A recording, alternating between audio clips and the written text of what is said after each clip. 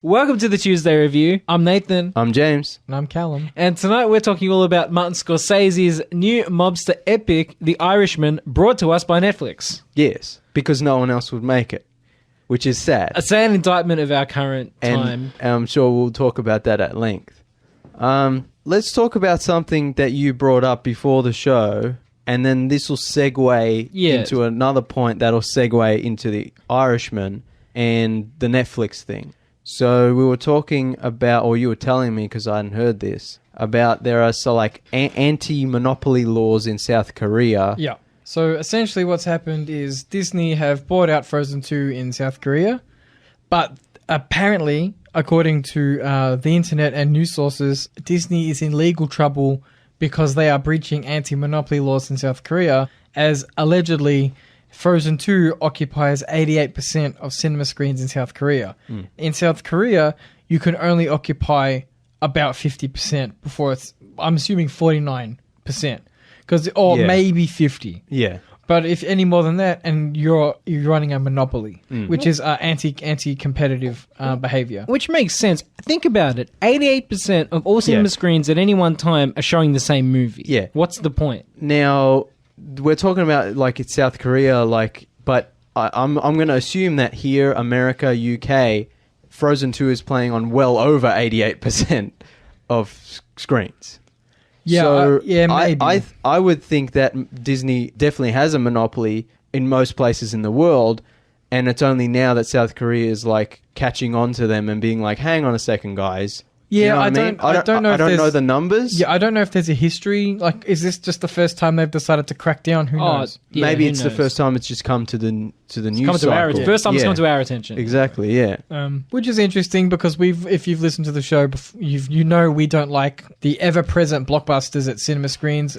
Yeah. It's not about. We'll say blockbuster is the wrong word. It's I mean the kind of like the big budget Disney movies. The lack of variety. Yeah. The lack of mature adult-oriented entertainment. It's not like it was in the 90s. Yeah, the homogeny of it all. Yeah, it's all superhero movies now. Yeah, which I love. I mean, yeah, we love. Yeah.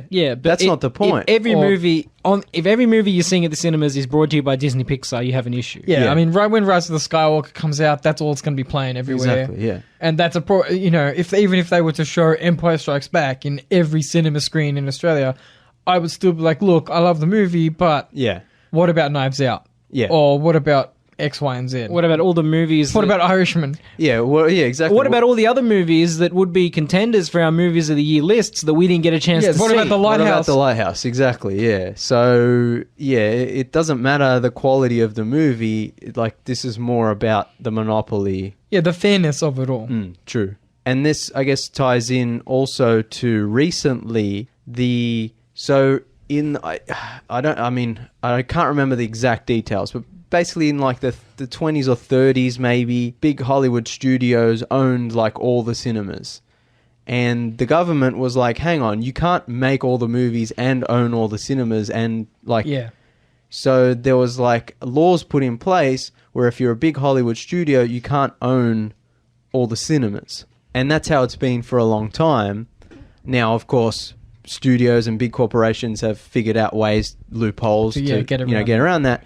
But generally, that's how it's always been until very recently when, as far as I know, they voted to repeal that law. Of course they did. So, which, doesn't surprise me. The cyberpunk dystopian future happened already. Next minute, Disney buys all the major chains. Yeah, and that's pretty much it, is now the whole, like, all cinemas, at least in America and in Australia, it'll probably happen soon too, will be owned probably just by Disney.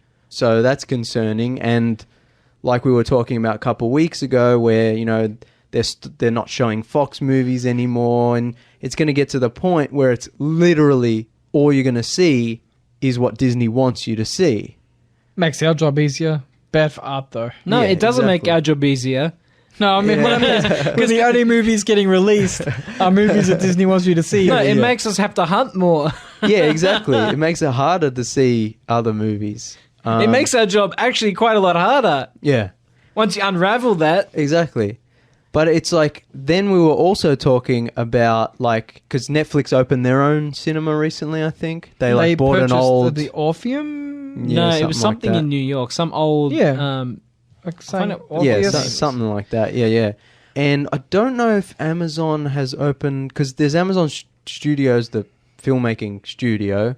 I don't know if they've bought any cinemas. The Paris Theatre. Oh, okay. Oh, my bad. Yeah, but yeah, like it's an interesting development, which we'll see play out in the next few years. But it ties into Netflix, and you know, we've talked about on the show before about how all these great movies coming out on Netflix. It's a shame we can't see them on the big screen. Well, there's like maybe one limited showing in New York, Yeah. and then that's it. And we'll be like, oh, wouldn't it be cool if they opened a couple of Netflix cinemas in Australia? which we've been saying for years. Just, one a city, and two a yeah, city. and it's like if you're already subscribed, you get a discount or something like that. That was just a kind of what if scenario. Yeah. And you know, we can talk about all day, we can argue all night about, you know, whether it's fair or, you know, monopoly laws and stuff like that. I think as long as it's controlled in the right way. You know, Netflix has one cinema in New York. Yeah. Who cares?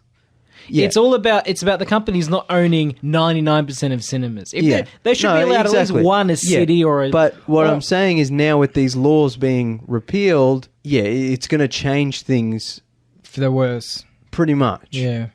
Because small cinemas have a tough enough time as it is. Yeah, so it's like art house cinemas, which there are very few of in Australia as it is, are probably not going to exist in the next few years. Hopefully the Astor will remain, because that seems to do okay. Yeah, We're very, very lucky, actually, in our Yeah. city of Melbourne.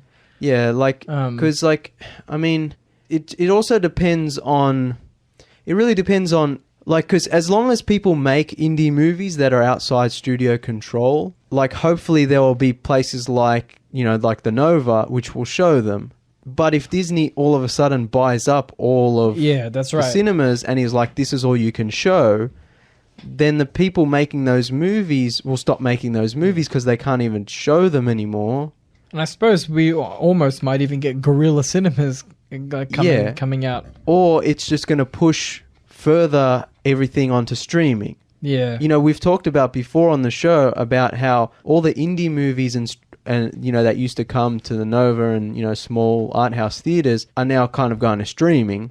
I wonder... And all the straight to DVD stuff is now straight to streaming. Going to Amazon Prime. Yeah. But even Netflix stuff, like a lot of their stuff, they're releasing all these horror movies and stuff, like that's stuff that would go straight to DVD, you know, but now it's straight to Netflix.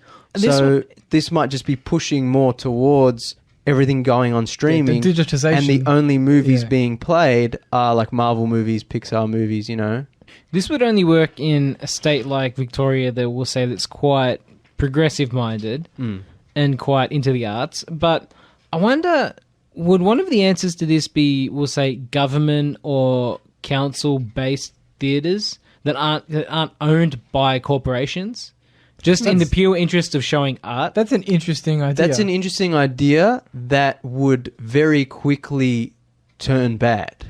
Especially if a conservative party Exactly. gets in. I was going to say, like, I don't know the history of it, but looking at Soviet cinema or something, or Chinese cinema, You quickly end up with propaganda. exactly. Yes. Like it might start off as, this is how we preserve the arts. You know, Melbourne. Yeah. You know, tourism. You know, a cool hipster. You know, we have laneways. We have coffee. You know, can watch the lighthouse here. yeah, and it's like, and then it slowly becomes like, Then you get the double feature of what's that? The Greenhouse movie by he was nearly president. Inconvenient Truth. Yeah, you get a double feature of Inconvenient Truth, and then the real truth about coal, how it's not a threat to the environment. Yeah. It's like a balanced double feature. Yeah. And then before you know it, it's anti-vax documentaries. Yeah, and exactly. Stuff. That's how. Yeah. So that's an interesting thing, but would it work? It needs to be run by the public. You know what I mean? Like an elected position Yeah. of one person who's like the curator What about of these films. Yeah, like one of the last, I don't know what the word is, one of the last bastions of like free public space and education is the public library, which so far... Yeah. I mean, again, I'm not... this whole episode's going to be... I'm not sure of the history of it, and I'm not sure of the details of it. But as far as I can tell, it hasn't been corrupted or wholly corrupted by government. It's because it's too nerdy for or them to by bother with. corporations. Yeah, exactly. But, you know, maybe... I mean, public libraries... Especially with some of the larger libraries. It might be like the city libraries. Yeah, I was going to say you could have like a cinema attached to a library or inside a library where it's like they show historically important films or art house films. Yeah, and like maybe... it's free or maybe or a you just have to sign donation. up for them. Yeah, a donation. That would be cool. Yeah, like I would love to be able to go into the city to see a hipster movie and, you know, do a $10 donation to the library. Yeah. The solution, if Disney's going to own everything, the solution has to be out of, we'll say, corporate control. Out of capitalist hands. Out of capitalist hands, yes. Yeah, no one... If it's not going to make a crap ton of money, corporations and the government won't be interested in it, and so they might leave it alone. Yeah. But then if they're not going to make a crap ton of money, they won't give films... Then they won't support it. Tapes and unis as well could also, I reckon, have cinemas. Yeah, that might be interesting. Public because that's- schools? But then Yeah, but but that's- universities can also be sus... Yeah, but there's a lot more. susceptible to- There's a lot more complications in like the politicalness of a uni because there's student bodies and then there's all these different factions. Yeah, so but I think that could interfere a little bit with like a but not as- university thing. Yeah. Yeah, but not as much as say a government-run institution Yeah. because it's so Well- much. There's so much changing going on in a uni body. Like I was saying with if everything's going to be controlled in one monopoly, probably by Disney, and everything's going to get pushed to streaming because no one's going to want to make films and no one's going to be allowed to show them.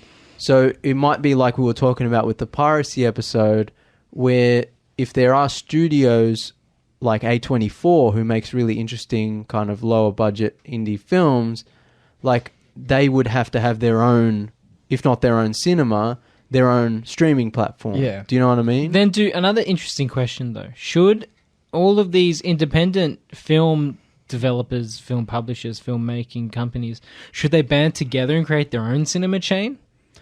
Yeah. The smaller ones? Yeah. Like A24, Blumhouse. Yeah. That would be cool. I mean, they would never, probably all their combined powers probably would never match to Disney. No. Yeah, but that's not the point of... but they could potentially... have enough to have an interesting theatre lineup. Yeah. And I guess that would end up being the same as like the Nova or the Astor is now. Yeah. It's like there wouldn't be the big chain because the big chains are all owned by Disney. It'd just be the... Like one a city the kind indie- of. yeah. Yeah, and you know they have enough of a back catalogue that when they're a bit thin, they can play classics of their catalogue. Yeah. People still go. That'd be cool. Like we go see old movies. Criterion had Criterion should have a service. theatre. Yeah, I was going to say Oh, that fuck. because That'd be good. they have a streaming service, They and I do. know on Amazon sometimes they, in America, I don't think they do it here. They like play like you can play them for free. They can watch them for free. So that would be interesting as well. Like have studios where it's like they have some free showings and some like discounted showings or. Yeah, that'd be really interesting. So there are solutions. We'll see. It's not all doom and gloom, but it's a little gloomy at the moment. Yeah, well, I mean, we'll see how it always, like, we like to complain a lot, but at the end of the day, we love the content that's coming out anyway, so it's kind of like... We're also in a privileged position because we have access to a projector that we can use in our personal That's space. what I was going to say. The ultimate solution for us is we become pirate theatre presenters. Well, yeah, that's the thing. Because we have our own mini theatre now, and like we'll be talking about The Irishman later, and being in Australia, of course, our access to The Irishman at theatres was somewhat limited. Yeah. It was playing at like one cinema. in So Melbourne. we projected it ourselves. Well, that's the great thing is that we have the ability to pretty much watch movies on the big screen, quote unquote. Yeah. We'll call it on the large screen. On a decent sized screen projected. So it's closer to the cinema experience that That's right. the filmmakers may have intended. So I mean that's good at least. But not everybody gets that. Exactly. The opportunities we have with that. Yeah. We'll give it a few years, and then we'll invest in some more equipment, and we'll create a little Facebook group and be like, Yeah. guerrilla movie showing at this public park. We joked like we should charge people to see the original Star Wars in 4K. Look, if we ever get an amazing setup, $5. Might happen. But do you remember? Oh, I can't remember. I think it was in Paris. You know the catacombs? Yep. Yes.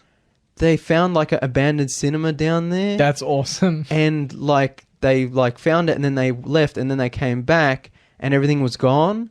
And there was a letter saying like, don't look for us or something like that.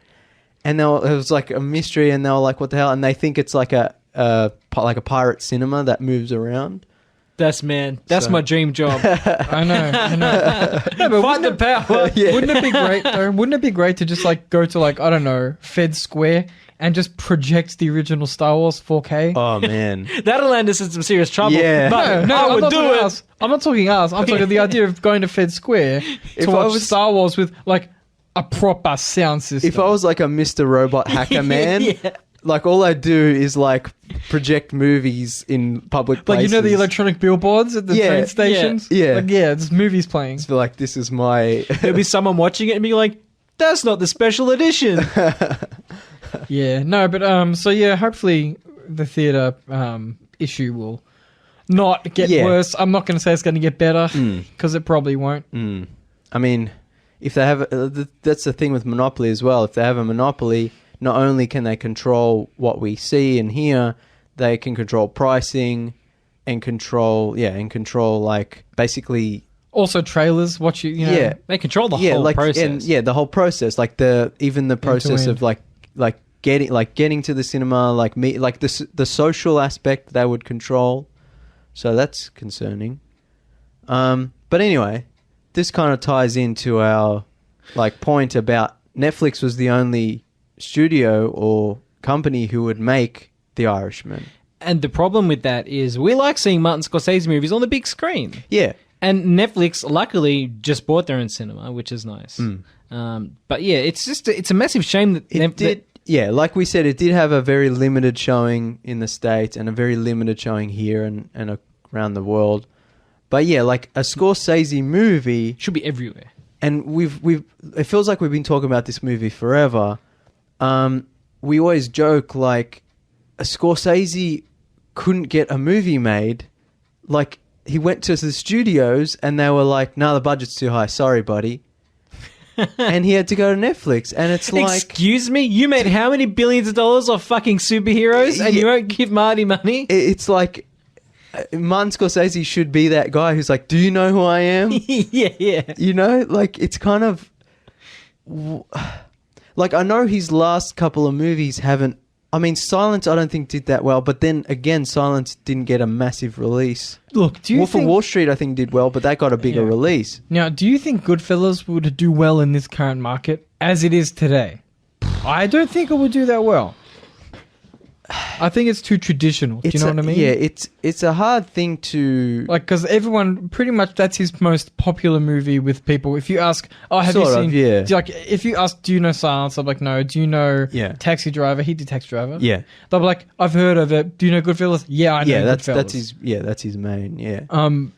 So it's like, I can kind of... That's also another discussion where it's like it's hard to quantify, because I always keep saying it'd be great if you can see movies like in the 90s that are being released now. You know, like instead of just going to the movies and seeing there's superhero movies in Pixar and that's it, you could go to the movies and say Basic Instinct is showing, and next to Basic Instinct is Iron Man whatever, Avengers whatever, you know, but Yeah. next to that is Shawshank Redemption.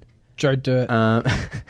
No, you got All of those movies- You've missed my point. To be fair, all of those movies I'd probably choose over an Avengers movie if No, I had but the you option. know what I'm saying. Yeah, It's- yeah, the yeah. Avengers- Even Joe Dirt, it has its place. The Avengers movie is fine. We Yeah. love it. I want to go see it. But A more varied there must be environment. exactly.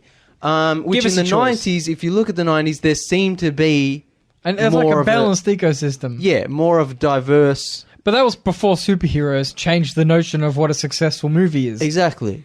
We went from like $10 million being like a pretty good outcome to like anything less than 300 million is a Yeah. turd. But that's exactly. It's like now for your movie to be seen as a success, it has to make $1 billion Record worldwide. shattering. And every movie coming out, or every superhero movie or every Star Wars movie coming out, now breaks the record. Yeah. Is this a bubble?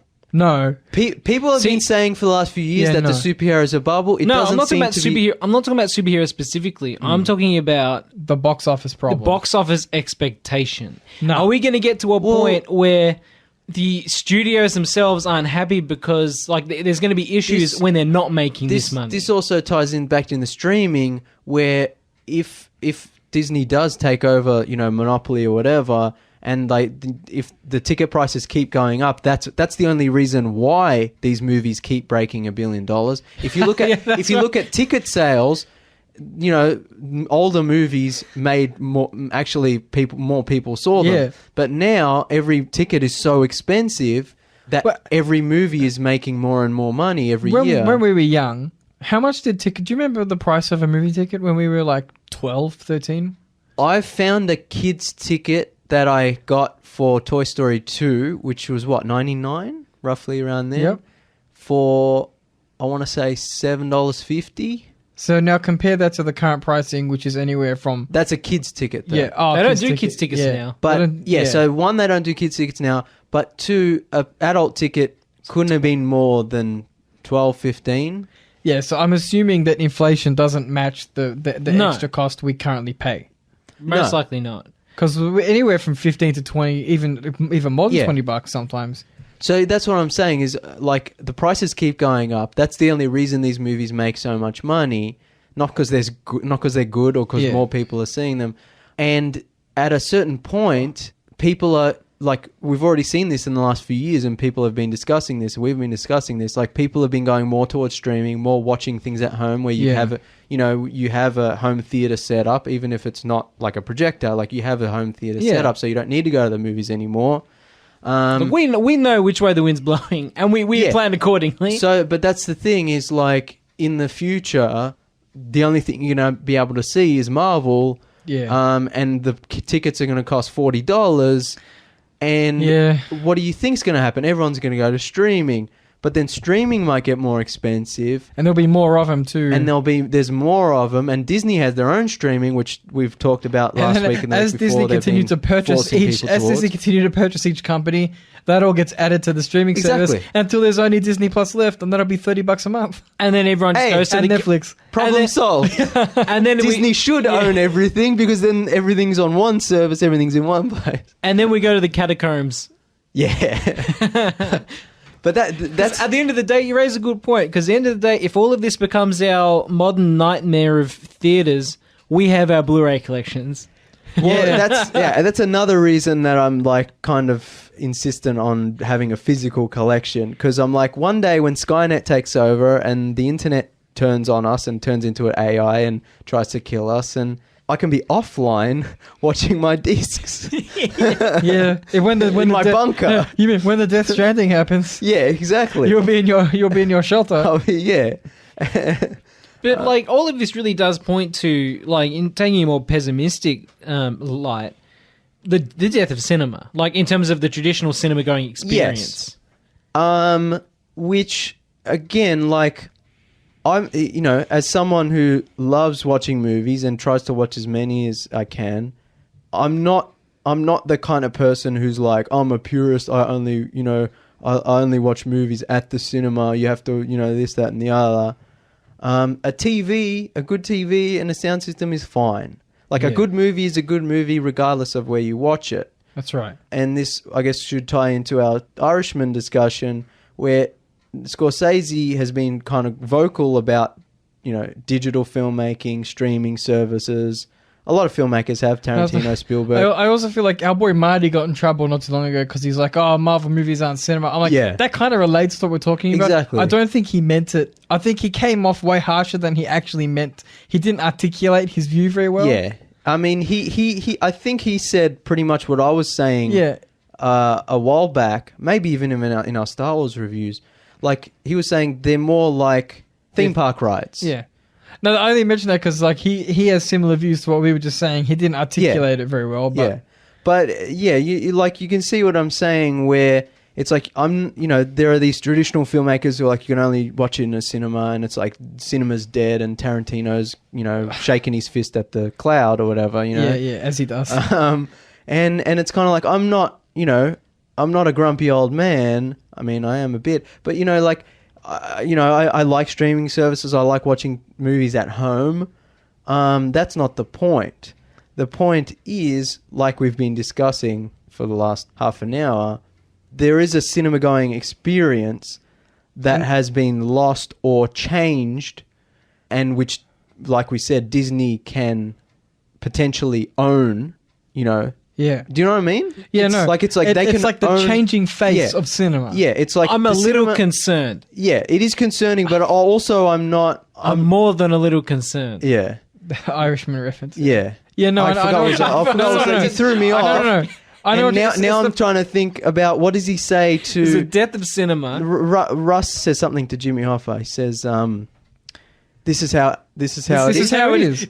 So Disney is saying to cinema goes everywhere. Yeah. This is how it is. Don't fight it. It is what it is. Yeah, it is what it is. Yeah, It is So- what it is what it is. It is what it is. Yeah. So Disney's the mafia, and Jimmy Hoffa's independent theaters. Oh man. Okay. Yeah, basically. Should we just talk about unions and socialism now? Because I kind of relate Disney in this scenario. Disney is Russell Buffalino, Yeah. and Jimmy Hoffa is independent theaters. Yeah. And independent theaters are going to get Kind of. Yeah. Okay. kind of a independent stretch, theaters are but going to yeah. get shot in the back of the head soon. Yeah. Spoiler alert. But yeah, like, what was I saying? I can't remember now. Oh, how the changing nature of cinema. Yeah, at so Disney. yeah, cinema has like changed, and I'm not the kind of person who's like it's dead and you can't, it's ruined. Look, you know what? At the end of the day, we got to see Lady Bird on the big screen. That's the other Nobody thing. saw that coming. That's A the other highlight thing. of my life. It's hard to tell. Like movies like Mother and Lady Bird got a wide release, went to our local Hoyt cinema, but other movies that we expected to come to the cinema like didn't come at all. Like John Wick. Oh yeah, then there's that crap shit like Yeah. that. Like so it's always this weird It's imbalanced. it's this weird waltz of like this company has the rights in Australia but doesn't have the rights here, and this studio is Too much legal business. Yeah, there's too much. Again, like maybe once Disney owns everything, there's no legal issues, there's no copyright issues, so everything's just it's that double-edged sword we keep talking about, where it's like it comes down to the simple like, oh, it's great that Disney owns X-Men now, that now can integrate it into Marvel, into the MCU. That's so awesome. But also they own everything else. I remember back in the day when we were almost celebrating this, yeah? Yeah. And I feel like we've gotten a bit older since then, mentally as well as physically, emotionally, spiritually, and now I wish I could take it all back. I could go back into the past and be like, "Don't celebrate this." But it's like This is the murder of Fox. It's like I said, it's the double-edged thing. It's great on one hand, it's terrible on the other hand. It's like, but which way do the scales balance? To the bad side, to the good side? Are they bang my on? personal opinion? Yeah, it goes to the more bad to the side. bad. Yeah, For us in this studio, yeah. like the cons desperately outweigh. Nathan, can I just say, until AVX comes out, I still then you'll be, oh no, it's good, it's all good. Nah, it's because not. that's all you've been but it's talking about. Not, that will be a good movie, but it's not all good. Yeah. because we're missing all of those Fox movies Exactly. now. Yeah. Yeah, no, Yeah. Deathstalker coming to our big screens. Was that Fox? Fox owns Disney it, owns Deathstalker. and then Yeah. Disney purchased Fox. Did we? 'Cause We had a see, giggle. I We can't- looked into this and we had a giggle because technically Disney owns Deathstalker. I can't remember because was I'm that pretty what sure we? Fox. I'm pretty sure was Fox that what owns we the rights. came to the Yeah, conclusion? yeah. Yeah. When we looked into it, we found out that Disney owns Deathstalker, or Yeah. at least did. And technically that means Disney's Deathstalker is a Disney prince. Oh yeah. Well, I mean, was he a prince in the first place? I don't know. He's a prince. He's a prince to us. He's a king among men. Well, I wouldn't go that far. It's distributed by New World, And they're owned by. Walt Disney directly. Oh no, Fox, and then of course now Disney. there's a success. Okay, yeah, so it was. So it is. okay. It's Yeah. owned by Fox. Yeah. But like, I would take it all back. Yeah. Yeah, me too. Me too. It's a complex issue which we've been talking about for a while now. So I guess we should segue into. Okay, so The yeah, Irishman. Marty couldn't get a movie made because of all the issues we've been whining about for the last half hour, 40 minutes. And it's kind of sad that a titan and master of cinema such as himself couldn't get a mainstream Hollywood cinema to give him, Especially gangster movie. Yes, it's a lot of money, but it's what they would spend on any other of their shitty superhero movies. But in this case, yes, it's an R-rated, gangster movie. It's less of a sure thing, but It would still make money, man. What's interesting though is Joker. Even I understand that made money because it's attached to DC Comics. Yeah, but that was a drama, and that made $700 million at the box office. But I think people didn't even like it that much. Yeah, I think that's definitely more like it has the superhero. But it's still brand recognition. It was still just a drama. So I mean, granted, that came out before The Irishman was released, so you can't really use that as a fair. Yeah, but I think that I can understand cinema chains being wary of Martin Scorcese after Silence and not having Silence on. Oh, studios, yeah. Because that's a risky film. Yeah, it's not exactly a feel good summer hit. You know what I mean? Exactly. But a gangster movie is what he's known for. It's got De Niro, it's got Pacino, it's got Pesci. It's pretty much a marketing. It's a who's who, yeah. Maybe a lot of young people don't know or care about these actors anymore. But it's I think generally, that's a big... It's a stacked cast. Yeah. That's a big draw. Yeah, that's right. I don't understand why there wasn't one company who was with that casting, we've got Marty on board. I think I can't remember who it was, Paramount, Universal, whoever. They were we will give you 100 million, cool. And then they were hang on, 100 million's a bit too much. Yeah, no, we can't do it. Sorry. And then he had to go to Netflix. Wouldn't be so bad if and Netflix was just how much do you need, buddy? We got you back. If only Netflix had an approach where they just reached out to cinemas across the countries. Can you imagine if Netflix reached out to Hoyt's Corporate and was or Village Corporate and was hey, we want to screen this movie. Can we please? I'm sure they've had discussions. Don't they always get kicked back? They do, yeah. I don't know. Because it's the whole thing we've been talking about. Yeah, I know. For the last but how few nice years. would it be if we could get 2 sessions a week? Because I guarantee you, all the other studios have said to the independent theaters, they've said, if you play these Netflix movies, you won't play ours. Yeah, that's basically that's how it is. They deliberately the cinema chains and studios are banding together to fight off streaming services, especially Netflix. Yeah, Netflix is the enemy. Yeah, so pretty much Scorsese had to go to the enemy in his eyes and some people's eyes of the streaming place that's different from the traditional cinema experience, which he and a lot of other filmmakers are, quite vocal about. Yeah, exactly. So it's he had to go to them. Poor. Now I feel bad. But that's the thing. It's I don't think he went to them hat in hand. And even though he was disappointed about not making it in a traditional sense, I think at the end of the day, this is the only way the movie could get made. This is the only way he could get the budget he needed. This is the only way he could get the creative control. This is the only way he could make a 3.5-hour film. That's another thing entirely. And good luck convincing any studio to make a movie that's 3.5 hours long today. Yeah, to show a 3.5-hour movie at the cinema when they're trying to pack in as many showings as possible. The only company who could get away with that would be Disney with an Avengers film or something like that, like an event movie. Then you could do it. Anything else, nah. But it's this ties into what we've been talking about, where the cinemas now are for that superhero, quote-unquote, cheap entertainment. Yeah. As much as I love superhero movies, just that's the word I'm using at the moment. And streaming services are now where the interesting things go. Are the indie, the art house, the interesting stuff.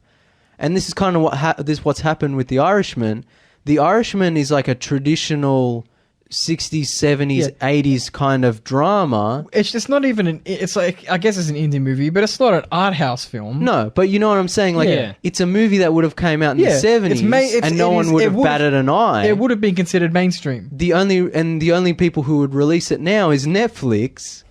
Because now cinemas who used to, have these big, event showings with intermissions and so on, don't do that anymore. And so Netflix is the only one who would facilitate that. So in the end, Netflix, the evolution of cinema, the antithesis to the traditional theater-going experience, is actually preserving the traditional theatre-going experience and traditional filmmaking and cinema. Yeah. And so Scorsese, who was so scared about Netflix, and all the other filmmakers who are so against it, are actually should be siding with Well, I mean, yeah, they've Scorsese. Spielberg's doing an Apple TV thing, I think. Yeah, but who cares? But what I'm saying is, Yeah. they should all be going on board with them. Well, Spielberg should be doubling down with Apple and being like, Outside- I'm going to make a movie just for you, you know? outside of Same as Tarantino. outside of I mean, Marty, I know he's a kind of... He's very vocal. well, outside of Marty, who has Netflix got? They've got Bomback. Bomback, Michael Bay's new movies coming to Netflix. Who else? There's a whole bunch of other filmmakers that I'm completely blanking on. I'll look it up. Look while it we're up. talking. There are big names coming to Yeah. Netflix. As they should, really. Bong Joon-ho, who made Okja, he went to Netflix, you know? So in a weird, really weird turn of events, the sort of scary streaming that's killing cinema. Fucking Eddie Murphy. No, but yeah, I'm talking No, about but like I mean- big name directors who are Adam known for Sandler, traditional the film. Sandman. That's right. No, I'm talking about directors. Can you please get back on track?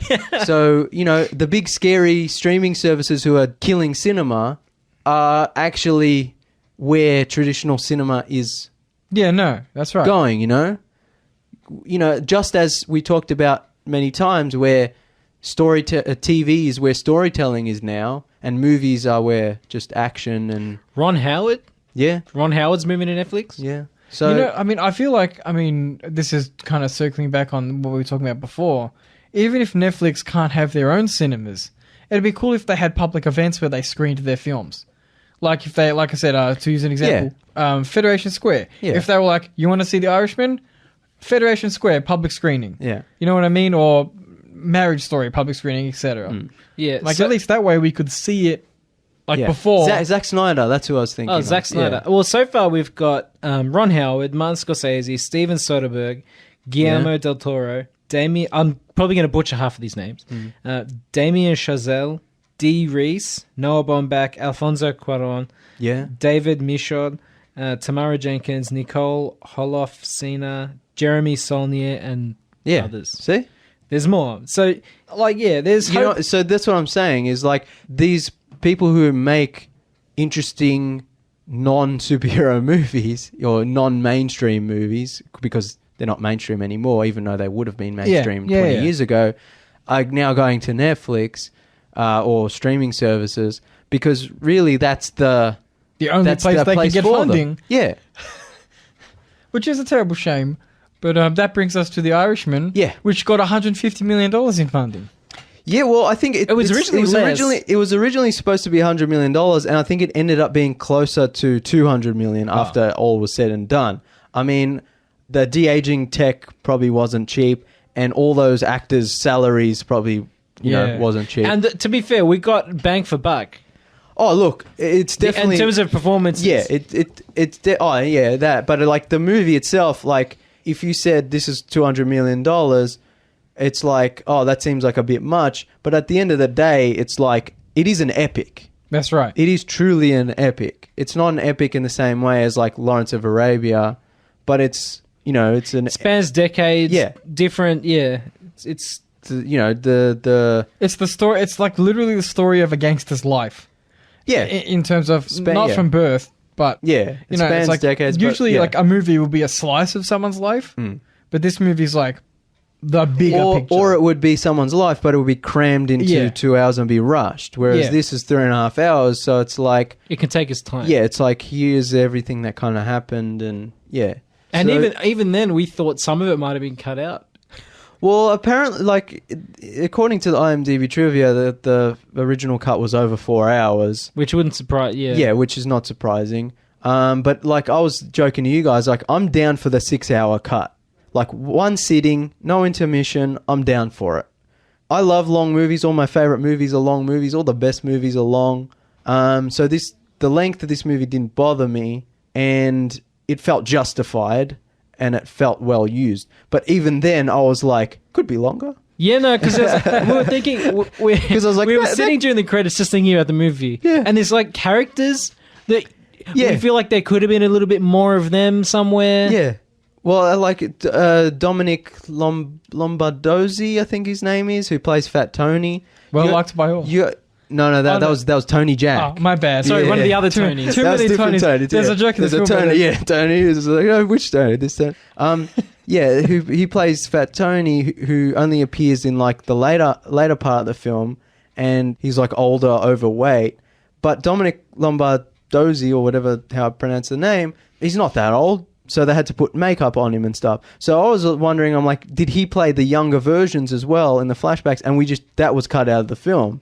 Same thing with Bobby Cannavale.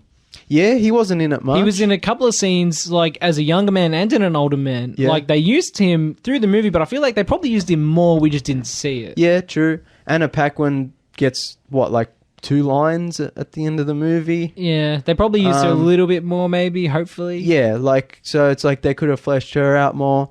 It's like the movie we get, it's not rushed or anything. It's not like other movies where I was like, they need to spend more time, Yeah. That's not the point. The point is like they could technically go longer.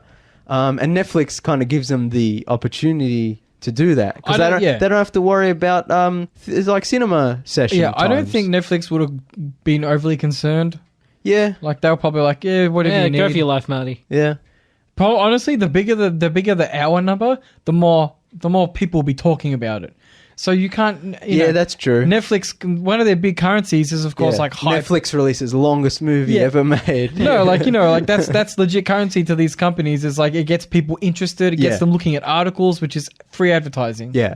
So if they had, Scorsese makes 4-hour movie, that's free advertising for Netflix. Yeah, true. I mean, I remember when before Endgame came out, and it was like 3-hour running time or whatever, and I was like, yeah, well, obviously. But every clickbait headline, every website was retweeting that Yeah. and was reposting that. It's like become news almost.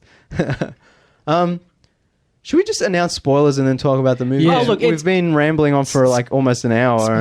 Spoiler alert, it's all based in mostly historical, accurate, true events. Sort of, yeah. Sort of. I like, mean, a little bit of yeah, it's not embellishment. Yeah, we'll and just say reaching- it's based on a true story, but it's also based on a book that's not 100% hasn't been confirmed. What's the word I'm looking for? It's based on hasn't been corroborated. It's based on allegedly memoirs of a dying man, yeah, but without actual factual evidence to Yeah. support some of the claims. yeah. But most of the events and the characters in it were Yeah. real people, Now- existed. The events they did happen. It's just the way they happen. I did a quick bit of research last night, and some of the events in the film, which we'll talk about, were claimed to have been faked. Like, not faked. It claims that Frank Sheeran, Robert De Niro's character, was actually just fibbing.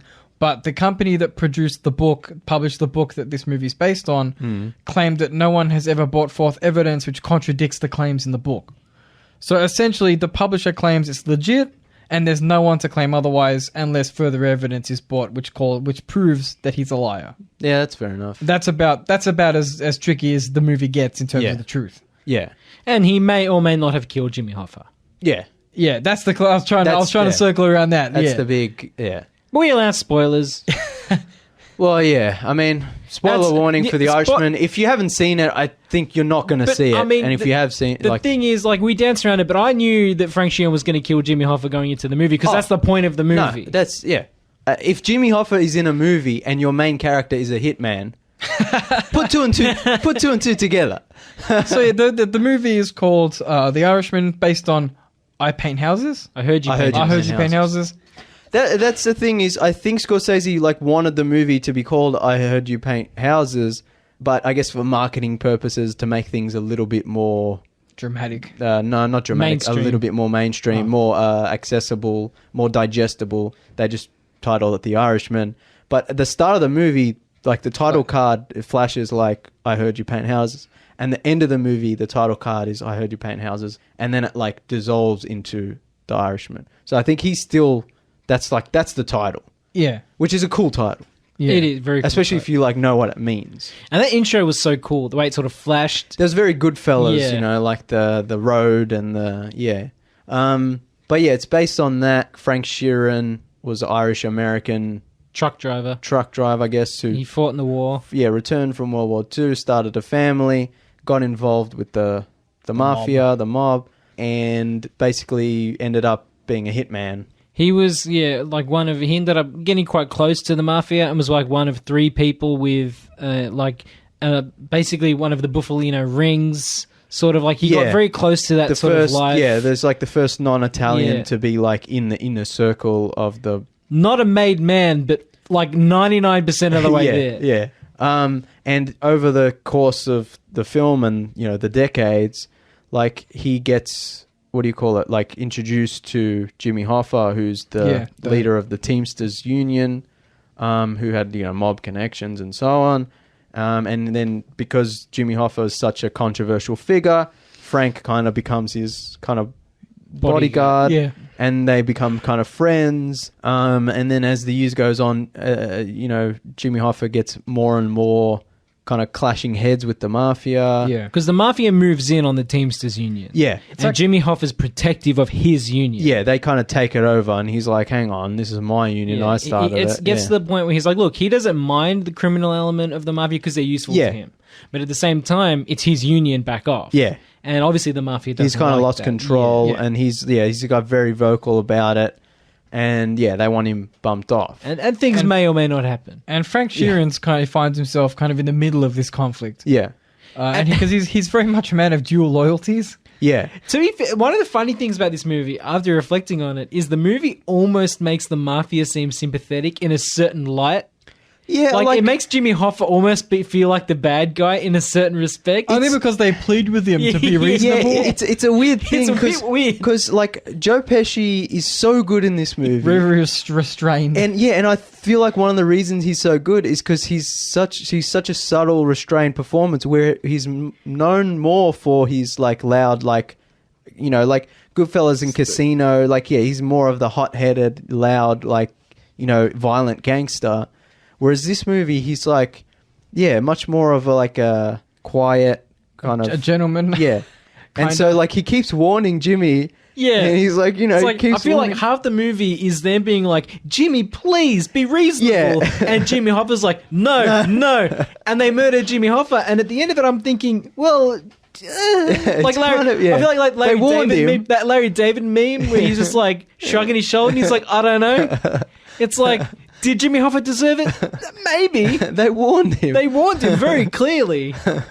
Yeah. So that kind of made me feel a bit weird. Yeah, It's interesting. It's like, I think what I like about this movie as well is it's definitely a Scorsese movie in its bones, but it feels very different from like Goodfellas and Casino, which is it's of its same ilk. Yeah. Like it's definitely like the third in that gangster trilogy, if you can call it that. Yeah. But it's very different. It's like more restrained, more subtle. Like the music isn't as... Scorsese movies are more energetic and it's like rock music and this movie's more like it's like background music and it's like...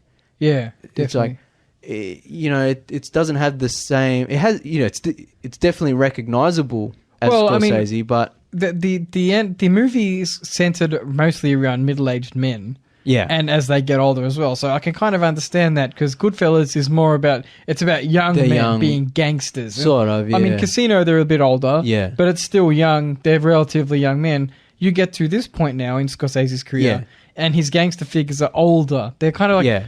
Almost, it's like the evolution of Scorsese himself. You know? Sort of. And because it takes place over such a long time, it's like it's about that journey and the friendship of those three guys. I think that's a good word. This movie is more of a journey than Casino and Goodfellas, in a sense. Sort of, yeah. It puts just as much emphasis on the relationships of the characters as it does like the crime. Like Scorsese's movies have always been about the characters. The plot doesn't matter for shit. It's always been about... His movies have always been about the characters. And this movie is that to a T. It's about the relationship of Russ, Frank, and Jimmy, and like how that's developed and changed over the decades. That's one thing I liked is I think I leaned over to you and I said the movie could have been titled A Tale of Two Uncles, almost. Sort of, yeah. Because it's Uncle like Russ and Uncle Jimmy. Uncle Russ and Uncle Jimmy, pertaining to the relationship with Peggy. And that also ties into Frank's like loyalties. Yeah. It's like, who does he side with?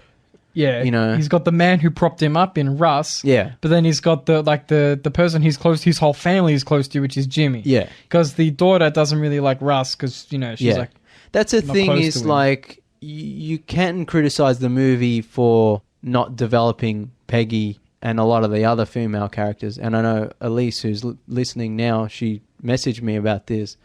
But I do like how Anna Paquin, who plays the older Peggy, and and the actress who plays younger Peggy, I like how, without any words, she's like the moral lie detector machine. There's one scene where she's looking at Frank, and Frank's looking at Peggy, and there's no words. Yeah. But you can see like the heartbreak. Yeah. When she I knows also- she knows what he's doing. I also like the scene towards the end where she's dancing with Jimmy at the function. Yeah. And you just see Fat Tony, Russ, and someone else I can't remember, like just talking, and you don't hear what they're saying. But And it's she sinister, keeps yeah. looking over Jimmy's shoulder at them, and she's like, she knows something bad's gonna happen, and it's kind of that. Like I like that. I like she's like a radar or something. Like I know her performance or her character isn't fleshed out, but I like that kind of. yeah. Yeah, the performance and the way the pictures tell the images tell the story. Yeah. You know? I do feel the wives definitely needed more development.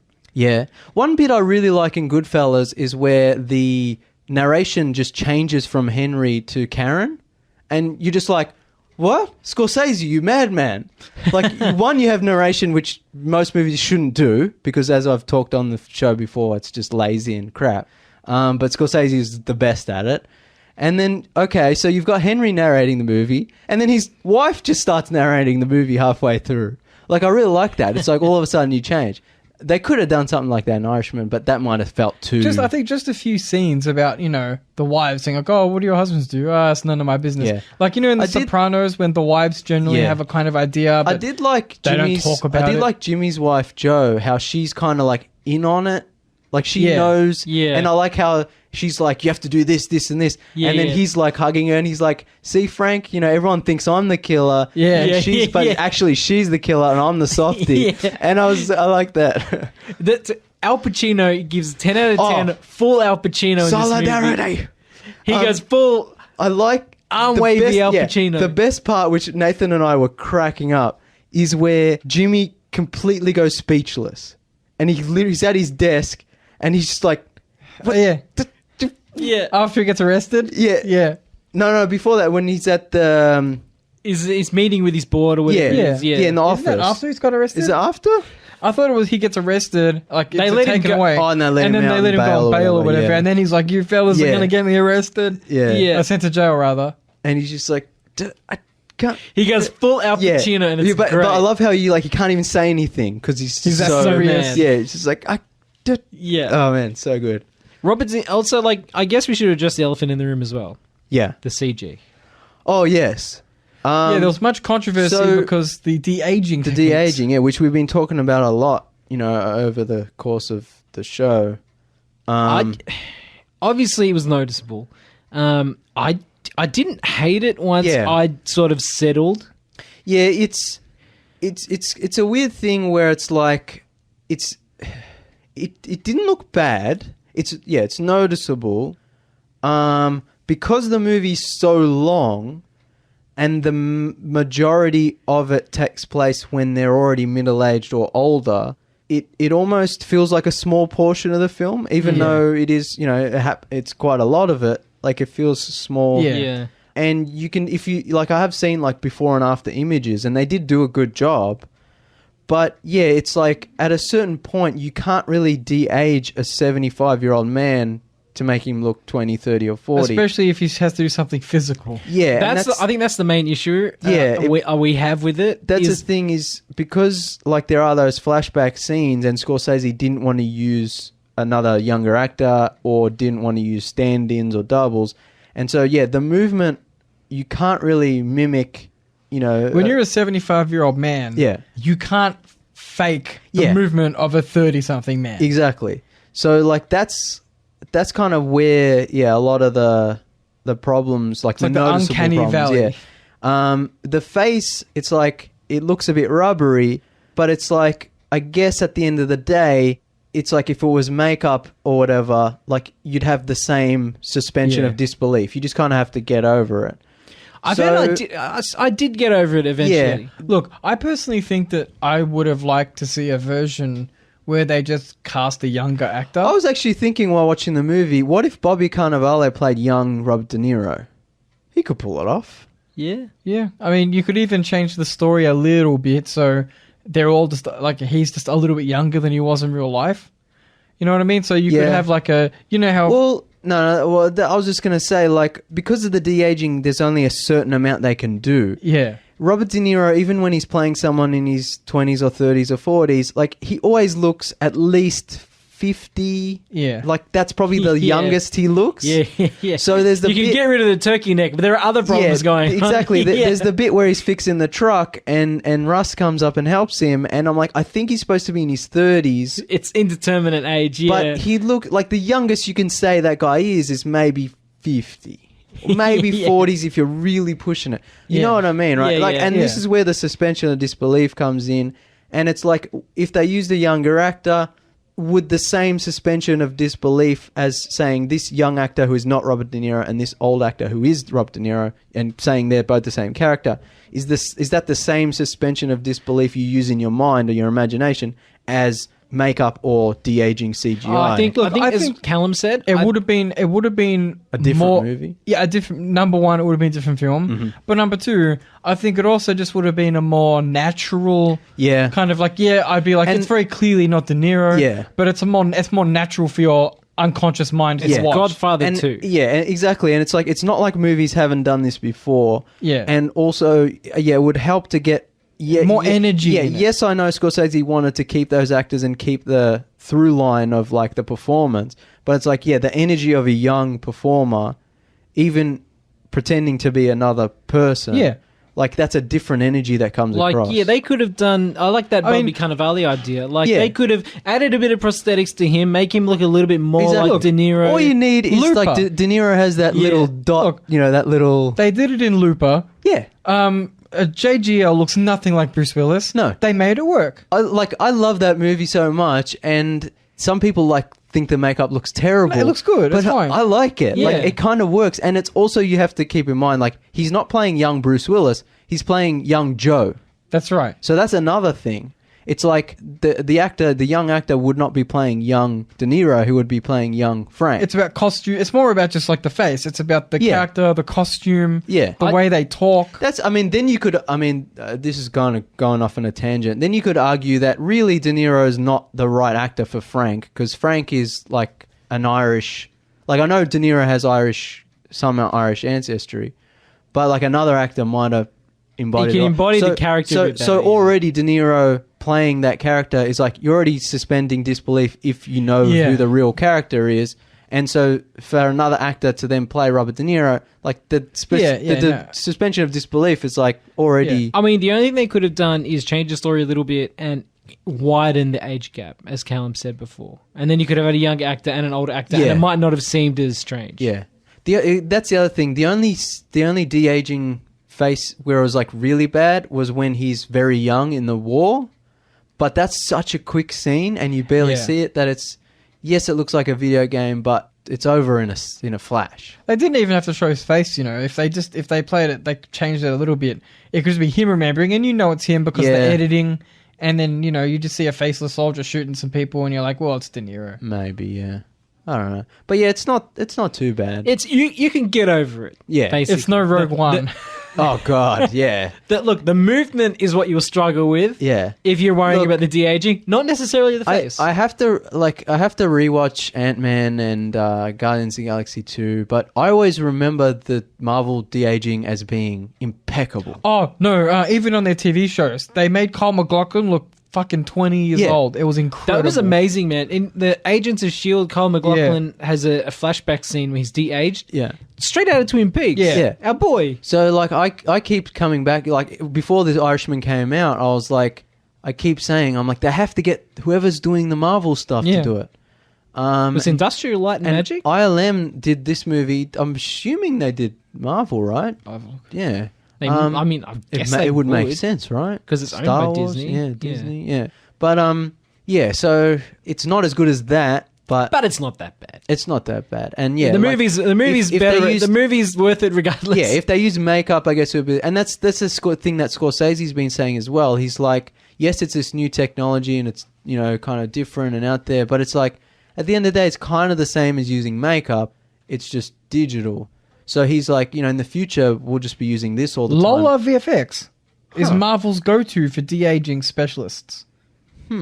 Never heard of them. That's Yeah. strange. Anyway, Yeah. Anyway, sorry about that. So it's not that's, ILM. yeah, that's interesting. That's I'm assuming these people, like, that's what they do. maybe that's all they do. That's why Yeah. they do it so well, and maybe that's why Star Wars hasn't been good because ILM's been doing it, so the de-aging looks like shit. Yeah. So- So get around Lola. Yeah, so Scorsese needs to refilm this movie and go to Lola. But what was I saying? the makeup is different in the future. So, we'll just yeah, use in the digital. future they'll just be using that. And on one hand, it's like, well, that's not a big deal. It's just makeup, but it's digital. But I'm like, on the other hand, I'm like, you're just adding layers of shit that doesn't need to be there. Like, you have to do it in post now instead of just brushing on some stuff on a guy's face and filming it. That's what I was right about to say, because as we all know, that CG, generally computer stuff is rendered in 2K, right? And he shot on film. Yeah. As far as I'm aware, all CG, I know all Disney, like Pixar movies, they're rendered they're in 2K. Yeah. So buying them on 4K is fucking pointless. Outside of HDR and all that other stuff. So it depends on what sort of resolution the CG faces are rendered at. Because if they're just rendered at standard to like 2K, then makeup is a better option for... Yeah, well, actually, this ties into a good point. The Hobbit movies, where Peter Jackson used digital makeup, like CGI makeup, and it looked like shit. But that was also because he was filming with 3D cameras and 48 frames a second, so that didn't help. But yeah, it doesn't look good. Because, like, if you're spending the same amount of money, or probably, I don't know how much, prosthetics cost, physical prosthetics. But if you're spending an equivalent amount of money on digital or practical, surely you would go for the option that will be preserved better. Yeah, I think in the case of The Irishman as well is because the actors are in the 70s and they're playing younger, like, you kind of have to do digital aging. You can't really You can't get them sitting in the seat for 8 hours. Whereas, like, Ray Romano and Dominic Lombardozzi, I hope I'm pronouncing that right, all their makeup, old age makeup, is makeup, prosthetics. Yeah. And it looks great. But that's because they're younger and they're being made. So it's easier to make someone look older. It's harder to make someone look younger. That's true. So it's like, if you were going to make this movie with all prosthetics, you'd have to cast all younger actors and then just age them up with prosthetics as the movie goes along. But then you couldn't have De Niro, Pesci, Pacino, and all the other actors. So it's a catch-22. Exactly. So Marty did the best thing in a bad situation, basically. Yeah. So, I mean, that's also an interesting point as well, that it's like we keep talking about traditional cinema and stuff like that. And it's like this movie's kind of preserving that kind of feel, but also it's using technology that's so far in the future. Yeah. So it's kind of, it's a cool thing where it's doing both. It's Scorsese, this old school filmmaker, shooting on film, shooting a 70s style, gangster movie, but using kind of new technology, releasing on a streaming service. And it still manages to capture that classic feeling. Yeah. So it's like both things coming together and like shaking hands kind of thing. So until it's like Disney burns the house down. Yeah. So, I mean, it can work, you know? It can. Yeah, You know? I agree. You don't have to be a Tarantino and be like, get it away from me, Yeah. Come on, Tarantino, just come to Netflix. But at the end of the day... Actually, no, stay where you are, get the white releases. Yeah. At the end of the day, kind of like what you were saying, Nathan, is like, what will age better? Probably the practical effect. Yeah, definitely. And, if anything for the last 10 years has shown us, like, most, like Nolan especially, like, the practical effects is really... what it always comes back to is like that's what makes films special and magic is like strapping an IMAX camera to a plane exactly will not age poorly. Yeah. It's like before we were recording, we were talking about the 15-second teaser of a teaser for the new Bond movie, No Time to Die, and we were just like, oh, how cool is it when the motorbike guy jumps? I'm like, that's where it's at, Yeah, that's right. You know, it's like, that's movie magic when you can spend a whole crap ton of money and a guy puts his life on the line. And It's not Tom Cruise. yeah, and like stuff's blowing up and there's Yeah, like that's what you wanna planes see. and cars and stuff. And it's like when you get to especially superhero movies and, you know, it's like all CGI stuff and it's like, yeah, someone worked hard on that. But we didn't see them work hard. yeah, it's like you can do it on most Yeah. people can do that on their home computer now. And it's Yeah. like I can't blow up a plane in my backyard. That's you know, right. But I can digitally, you know, do that if I yeah. if I had the time and the money and the expertise, you know. But you know what I'm saying. Yeah, no. At the end of the day, kind of. But this movie is like, it's not trying to do that. No, It's definitely just not. it's using the technology only when Yeah. it really needs to. Which is the tasteful way to Which do again is the best. We always talk about, if you're going to use CGI, use it when you can't use practical effects. Yeah. And some of the set Use pieces, it to augment the practical effects. like some of the set pieces in this with actual, you know, big sets and everything else is astonishing. Oh yeah, Like I mean, just the scene when they're tipping all the taxis into the river. Oh, that was great. Yeah, That was great. Like they really destroyed those cars I mean, I guess it's a and blowing up the taxis and I guess it's a given that we haven't even talked about. Like production design, amazing. Costume design, amazing. Cinematography, amazing. You know, like that's Yeah. just a given. that's With just any a given. Scorsese movie, but also with a period set gangster movie. I mean, You that's kinda his, have to- yeah. that's It's his, kind of- that's his sweet spot. Yeah, it's kind of like, yeah, that's a given. Like, you know, it's going to be good. yeah. That goes without saying. He's masterpiece in that regard. Yeah, Everything else aside. yeah. What else should we talk about? The editing's good. Oh yeah. Oh, Thelma Schoonmaker. Thelma Schoonmaker has been Schumacher? no. Has been Scorsese's editor on almost every one of his movies, and I think is part of why he is such a great filmmaker, and part of why he's been consistently great over so many decades. And this movie being 3.5 hours long, and yes, you can feel the length just because of the fact that it's 3.5 hours long, but it was never slow, it was never boring, and it never felt rushed, it never felt too slow. Well, look, the Like- only criticism I have is that I feel like towards the end of the film, there's a few quick time jumps, and I kind of wanted to sit in each of those Yeah. moments for a little longer. Yeah. You know what I I mean? think- Like see the state of the world. Yeah. At that moment, This- before they move on. Yeah, this, I mean, But this- like again, it's a tricky thing though Yeah. because it's not the story of the world. Yeah. It's the story of Frank Sheeran. yeah. But this ties into some interesting points. Is like, I don't know whether it's just because it's different or whether it's because Scorsese is aging as a filmmaker. But some of my favorite parts of the movie, and maybe my favorite parts, are when they're like really old. Like when they're in prison and in the nursing home. And yeah, like maybe I would have liked to sit more in that, you know, explore that more. Especially maybe seeing Frank's regret more. Not regret, Yeah. but He didn't seeing him- regret. I bet he was a psychopath. no. That's a thing. That's No, actually regret's something. the wrong word. Maybe Yeah. seeing him reflect more on Yeah. the sins he's committed. That's actually, I'll agree with that. Maybe some more reflection, because I was questioning at the end of the movie, he doesn't really repent. He Yeah. was talking to the priest. Not and I even was like, kinda he doesn't even have to talk to the priest. They could be maybe talking to one of his daughters. It's like, do you know what Yeah. I've done? The nurse, the the nurse, he's showing the exactly. photos. and they're like, oh, okay, Frank. I mean, I know he does. He says things to them, but yeah, they could have explored that I more. feel yeah. like he was probably a sociopath. A little bit, yeah. You'd I mean, have to to be a be. hitman. Yeah, but Yeah. the thing is, like, I would have liked to see him regret some of his actions, not because he killed those people, but because it pushed his daughter away. Yeah. Like, if they could frame that sort of regret in a way, I regret not being close to my daughter, not doing all these horrible things. Yeah. I think when he's talking to his other daughter and he's saying, like, I did it to protect you. If only I had a way to hide it more. Yeah, and she's like, no, what are you talking about? And I think he's in denial, I guess, and he never Yeah. really, there's never a moment he, like, overcomes that. Which kind of makes sense, I think, for the character. Like, he's not a good guy at the end of the day. Yeah, that's right. He's not a hitman with a heart of gold, or, you know, he didn't do things for Yeah. the right reasons, you know. Yeah. yeah. But one thing I like, we mentioned Joe Pesci's performance and how it's like more subtle and restrained, and I really liked it.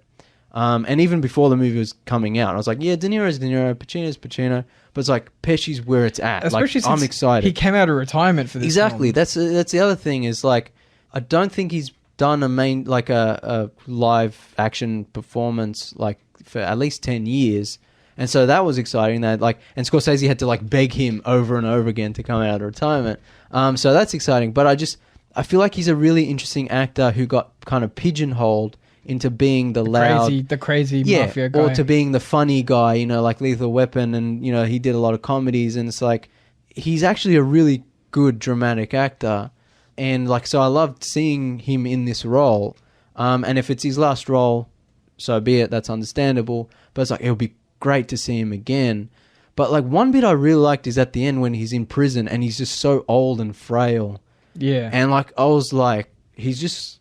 So, I don't know. The physicality. Yeah, you feel like you could break at any moment, and it's that's right. But half an hour ago he was fine, walking around doing his thing. You feel sorry for him, but also he's not a good person. He's a mafia don. Yeah, and it's they're joking around playing bocce, and it's I kind of I wanted a geriatric mafia prison movie. I was kind of that. They could just make a movie about this, And I joked to you guys, it's here's part 2. This just the old guy stuff, just the nursing home and the prison stuff. But yeah, because Joe Pesci did this movie called The Public Eye, which is, I think it was released on DVD once 20 years ago, and then they just never re-released it. And it's kind of hard to, I think, come across, but it's really, really good. And he gives a much subtler, more emotional, different performance than he usually does. And so this was kind of that. Yeah. So I was really excited to see him. But everyone else is good. Harvey Keitel, it's funny because he had almost top billing. Whenever I always see Harvey Keitel, and I'm he's in it for 20 minutes. He's got a small role, but again, it could also be that a lot of his scenes were cut out.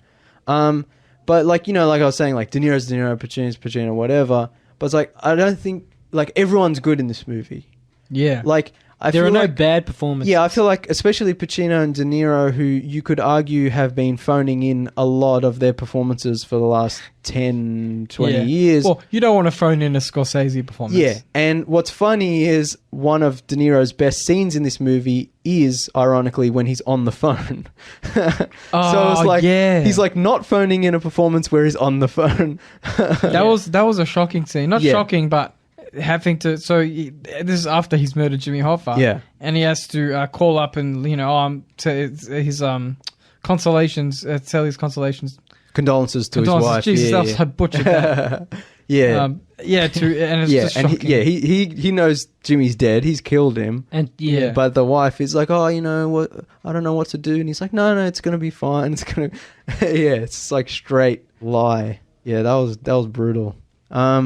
Speaking of brutal, it's a Scorsese movie. Violence is going to be in the movie. There was a few restrained sort of shots. But there was one slow-mo shot that was much more violent than pretty much all of the other violence. I guess because it lingers on it. Yeah. Yeah. But that was cool. I felt I don't know if they used CGI blood or if it was just the way it was framed, or to me, most of the violence in the movie didn't have the same impact as it did in Casino. Because they're old men. Maybe it's that, but also just the way they shoot people and the blood that comes out, it didn't have that same punch. Scorsese's energy is different. I legit think it's because he's an older film. The violence in Silence was horrifying. We were talking about Silence, and we were that movie's brutal. Silence is a very different film. Right? The violence in Silence has to be another level. Yeah. No, but you know what I mean. The violence in this film is just, it's more, gentle is the wrong word. It's more simple. It's gunshots. Yeah, but when you watch Goodfellas or Casino, there's gunshot violence, but it's punch, it's pow, it's ah. Whereas this movie is just they shoot and it's it didn't have the same energy. No, I would agree. Even the scene where he's beating the guy up outside of the grocery store, it was filmed from further away. Yeah, which wasn't normally I'd say that's classic Scorsese, and it's it would work. But because Robert De Niro's moving like an old man, it's more powerful in Goodfellas when he pistol whips the dude. Yeah, something like that. They needed that, which is a similar kind of scene. The pen in Casino. There's nothing that brutal. Yeah. It didn't have that same impact. Which I would say it's fine, but it really it's an issue because the movie's about Frank Sheeran's not a nice guy. He does all these terrible things. It would have been more affecting if these acts of violence were more horrifying for us. Exactly. Because we'd be more conflicted about whether we like Frank or not. Especially because most cinema, like most theater goers, most movie watchers, at this point, I think would be so desensitized to most movie violence. The only way to truly shock them is to do something really brutal. And that's not to say something gory or, really over the top. That's just the way you shoot it, the way it sounds. It has to be that really, in your face, like quick. Yeah. Like yes, it's based on real life, but the bit where he kills Crazy Joe in the diner, and she's like shooting with two guns, and Joe runs out and he shoots him on the through the glass, and then he he's on the floor, and I was like, yes, that might be sort of the way it happened in real life. I don't know, but it would have been much more shocking if he just walked up to him, shot him in the back of the head, blood sprayed out like on the table in front of his daughter, Frank calmly walks out the other door. That would have been like so, and there's no real gore or slow motion or fanfare, but it's more impactful. It's more pow. Yeah. And it's like a shock to the system. More in your face. Yeah. Yeah. But I don't want to tell Scorsese how to do his job. No. Don't send us a check, because then I'll feel bad.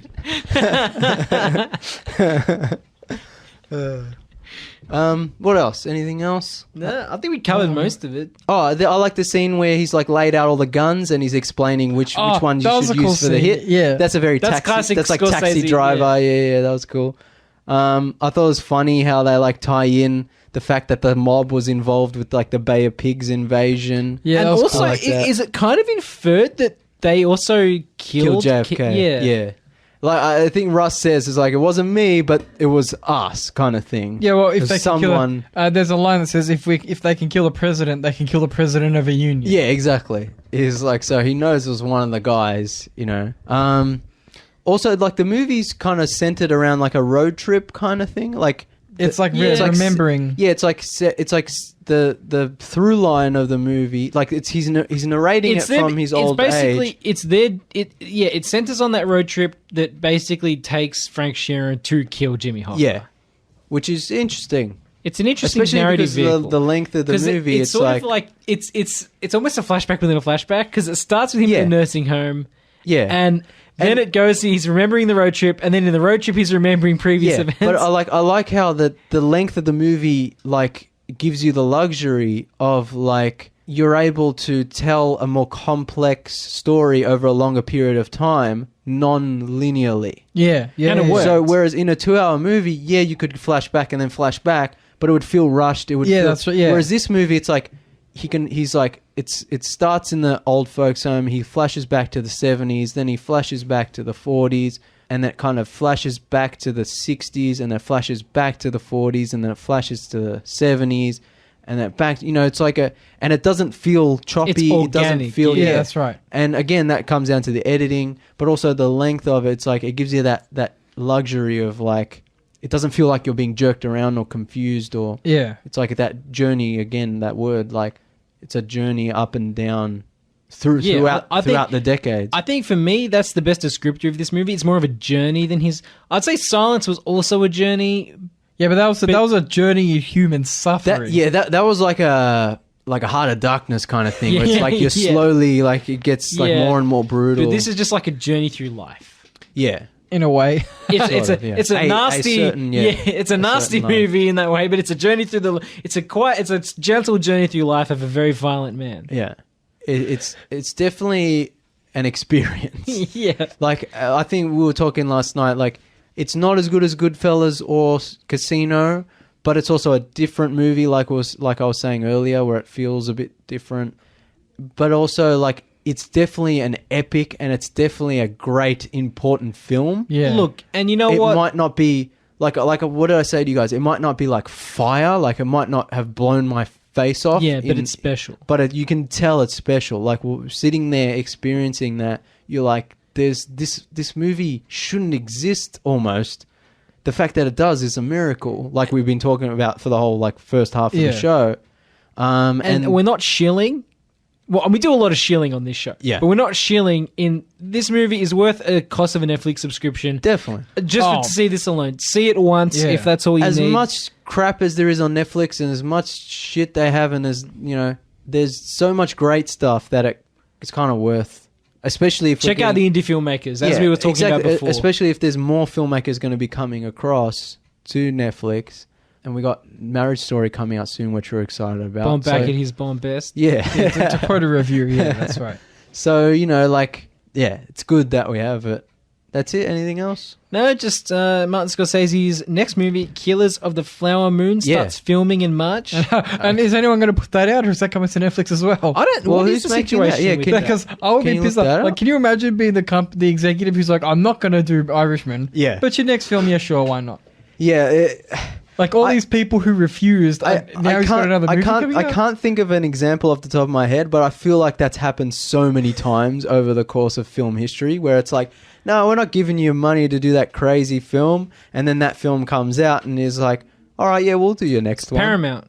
Oh, there you go. Okay, yeah, there you go. See, they gave him money to do that, but not maybe because Leo's in that. Yeah, he's more of like a fresh face, Well, even though he's older now. yeah. He's more But relevant. He's got that young face, and he's more relevant to the current zeitgeist. Yeah, I think more young people would be like Yeah. Leo fans than De Niro fans. Yeah. But I think De Niro's also going to be in it. I don't think they've officially announced anything, just like the title and what it's about. But yeah, looking forward to that. Yeah. Scorsese's had a lot of movies in development. The Irishman was in development for like 10 years. And I felt like I've been waiting forever for it. And we've been talking about it for ages on the show. The only two confirmed cast members are Leonardo DiCaprio and Robert De Niro. Oh, so they are confirmed? Leo I thought plays they a were character rumoured. called Tom White, and Robert De Niro plays a character called William Hale. Okay. Yeah. That's all we know. Yeah. So his next movie will be coming to theaters, hopefully. Yeah. Well, and unless here's the other thing. Unless Paramount loses its confidence. Paramount might release it, but is it coming to Australia? And that's the other thing. If I'm remembering correctly, Mother was Paramount, and that came to mainstream cinemas in Australia. Yeah, boy, So did it. Paramount has some balls. Yeah, they do. And not a lot of other studios would do that. So Which studio put That out was a- Ladybird? A24 owns Ladybird. No, but which studio distributed it? Oh, I don't know. I'll look that up. And see, this is the other thing. But seeing Mother at the we've been cinemas talking was about, a privilege. Oh man, I fucking love that movie so much. Absolute privilege. Oh god.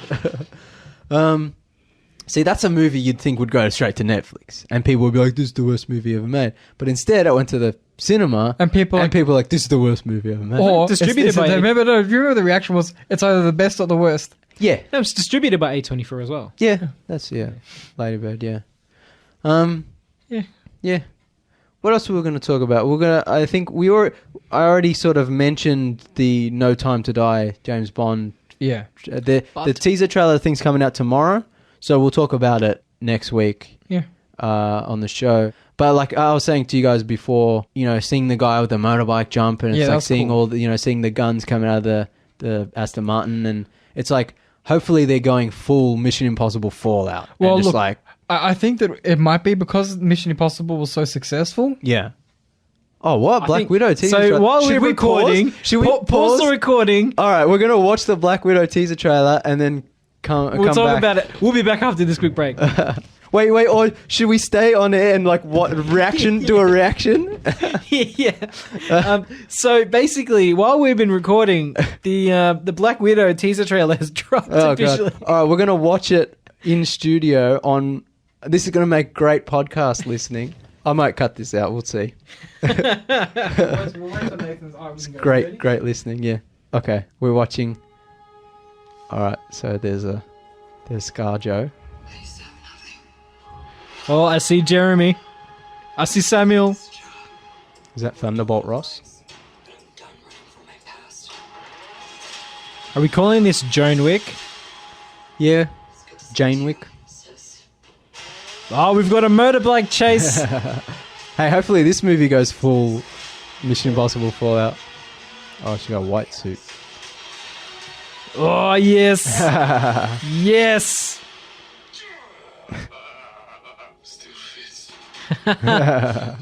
David Harbour, our Yeah. boy. He looks pretty good. He looks like a hobo. Yeah, doesn't look bad. Looks alright. I didn't notice that much CG until the end. Yeah, And I then mean, it was sort of big and bombastic. so I mean, it looks pretty good actually. You know, and some of the stunts looked good, practical. I'm not gonna lie, I'm not the hugest ScarJo fan. Yeah. And I'm not the biggest Black Widow fan. Yeah. But that looked half decent. Yeah, but I think we talked about this more than once on the show about how we all expected the movie to be good. We all knew it was going to be like a cool action spy movie. But what it always comes back to, too little too late. This movie should have come out before Endgame instead of Now she dead. Captain Marvel. Now Spoilers. she dead. It doesn't matter. What is this movie going to inform? Was David Harbour supposed to be Red Guardian from the comics? Yeah. Yeah. Because that's like the only thing I can think of. Yeah, and we talked about this in the casting news way back when. Because I forgot all about that. I put it out of my mind. Yeah. No, so, yeah, like, looks good. Yeah, I was pleasantly surprised. Yeah, we'll see. We'll see. The trailer might be good, and then the movie might fall apart. We'll see. But yeah, it's just a shame that they've killed her off, and now they're making the cool solo movie that people have been asking for. Hey, it's comics. Yeah. Don't worry. Cloning and time travel and alternate dimensions. All things good. Yeah. What if it depends how much money Black Widow makes. What if the movie makes bank, she'll be resurrected. What if she has a twin sister? Yeah. Her twin cousin from Canada. Yes, with glasses. Yeah. That's not Stephen Colbert. That's it, I think. No, yeah, pretty sure that's about it. Watchmen, there's 2 episodes left. When it's finished, you guys have to watch it because it's fucking insane. Don't worry. I keep hearing about it on the internet. Apparently it's good. I watched episode 7 this morning and I was just like, what the... This show's crazy. As soon as it's done, you guys have to watch it because, like, there's so much crazy shit to talk about. Yeah. There's things Callum will lose his mind about. I'm going to have to read the comics. I have it, don't worry. I think we discussed this a while back where I was like, even you can don't watch it really without have to watch it. I think I'd still want to. You have to kind of because it's like it ties in so deeply with a lot of the themes and it's like remixing certain things but at the end of the you should everyone should watch HBO, am I right? Yes. See? This is the thing. It's like, a lot of people criticize Netflix and Amazon and it's like it's because HBO is still kind of the king. Yeah. They don't do as much as the others, but when they do something, they do it right. Are they the king? They're the king now, but The Witcher comes out soon. Yeah. And we've got The Boys season 2. Yeah. No, but when HBO does something, like, here's the difference. Netflix releases heaps of stuff. Yeah. But when Netflix release something, people pay attention. HBO releases something. When HBO releases something, people pay attention. Yeah, HBO releases something, you know what it's going to be. It's going to be quality. It's going to be, like, exceptional. It's going to be, like, a steadfast rock. Yeah, that's Netflix is just, like, fighting out shit left and right. And hoping something like, sticks. Yeah, it's hoping. It's like, okay. And Umbrella Academy. Oh, awesome. Okay. Shit. Oh, Dark Crystal. Okay. Yeah. Shit. Like, but HBO is like, we're going to do one, but it's going to be good. We're going to do Chernobyl. Okay. Yeah. Here. Yeah. That's it. And now we've got Watchmen. Yeah. Now you go. Yeah. And you got Amazon, which is like sticking your hand in a thing full of needles, but there's something really great at the bottom. That's insulting to all the great shitty B movies on Amazon. I was going to say. That is an insult. There are so much cool exploitation movies and cheap, like and UFO documentaries. Yeah, and Illuminati documentaries. And was Hitler an alien? Oh, man. Totally worth it. Hey, wait until Lord of the Rings comes out. Yeah, that's right. That's where it's going to be also, an update, I guess, for listeners who care. Now that Disney has its own streaming service, all that content's left Stan. Yeah. Stan's become the quiet king of classic sitcoms. Yeah. It got a whole new sort of swathe of shows and programs. Sons of Anarchy moved over from Netflix. Now it's on Stan. Okay. For instance, How I Met Your Mother, all the other classic sitcoms are now on Stan. Yeah. Like a lot more than you think. I mean... Because all that Disney money they're saving, I guess. Sons of Anarchy is FX, which is Fox, which is now Disney. Am I correct? Yes. Or was it AMC? No, it's FX. I think it's FX. Oh. So I know rights issues in Australia are very complicated, so this might not mean anything. But does this mean Stan is our Hulu? And we were right all along about Disney. It has been Hulu for a while. It's had like The Handmaid's Tale and all that kind of stuff. Interesting. Maybe. So We'll keep you updated. yeah, so if Disney does make Hulu stuff, hopefully it comes to Stan and we don't have to, Yeah. you know, because we were all afraid I was going to go Foxtel. But Foxtel's not going to go away. So it'll kind of be split, I guess. Yeah, Probably. That's right. Yeah, so... But that's interesting now. Stan is carving its own little niche with like sort of classic stuff. There's some interesting shows on there that I haven't had time to watch, Yeah. like Grace Limited, what's it called? Yeah, Unlimited. Grace, Yeah. Grace Limited PT. Yeah. Ben or whatever it Kingsley. is. Yeah. Yeah, so I wanted to watch that, I haven't had time. So there's some interesting stuff on there, But yeah, no, just it's a recent update in the last few days. I guess because the months ticked over, and they lost all their Disney stuff last month. Yeah, Now there's some really good content that's not Disney related, yeah, which is good. yeah. I mean, the streaming wars in Australia will be a lot different than in America, because in America they have like Peacock and all these other weird ones. They'll all fold. All the network ones will fold a lot quicker. Yeah, but They're it's not like premium. Here it's like hopefully, again, rights issues and all that. It's going to be hard here. We're still going to have to pirate a lot, but hopefully there's more of a It's interesting. concentrate. It's interesting in Australia because we only have like 3. We have Netflix, we have 10 All Access, and Stan. The rest are kind of just like either very niche or just rubbish, like Tubi. I mean, like Amazon and Disney Amazon, Plus and they're so new. I forgot Amazon and Disney Plus. YouTube. I guess technically counts, but yeah, like But even than at that, 7, as opposed to like other countries, which have like 20. but then like we discussed, is like everything else then just goes to Foxtel, which is unacceptable. Yeah, it's not ideal. Yeah, so I mean, we'll see. It's like we've been talking about earlier in the show about like cinemas and streaming. It's like it's an evolving thing that'll go on for many years, and I'm sure we'll look back at this episode and be like, we were so dumb. We knew nothing. We are acting with the information we currently possess. Yeah. So Which is all we can ever do. we did all right. We had a good sesh, good discussion. Yeah. Anything else? No, I think we're good. No. All right. Alrighty. Thank you for listening. Please like and share the Tuesday Review Facebook page. Follow us on Twitter and Instagram at Tuesday Review AU. You can follow James on Instagram at Channel Drifter, where he posts every time he sees a movie that we don't get to talk about on the show. You can find all of our previous episodes on your favorite podcasting app. If you like video games, please check out Sunrise Arcade, where Alan, Jake, and myself talk about video game news and reviews. You can also check out Manny J's show Car Talk, TORQUE, for all your automotive discussion. Please make sure to rate, review, and subscribe to the Tuesday Review on iTunes. Adios, cousins.